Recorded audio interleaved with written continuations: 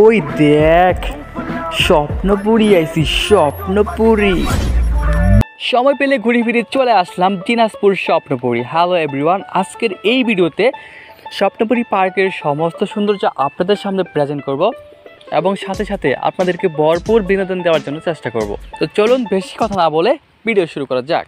তো গাইস দেখতেই পাচ্ছ এটা শাপলা ফুল নাকি পদ্মফুল সেটা আমি জানি না, কিন্তু বাই জিনিসটা কিন্তু অসাম, পুরাই জোস। তো তারপর চলে আসতাম হেলিকপ্টারে। এখানে জনপ্রতি 10 টাকা টিকিট। আপনি যদি উঠতে চান তাহলে অবশ্যই 10 টাকা দিয়ে আপনাকে উঠতে হবে। তারপর চলে আসলাম মৎস্য জগতে। সপ্তমবাড়ি সব কিছু তেমন তেমন, কিন্তু ভূতের বাড়িটা বাই পুরাই জোস।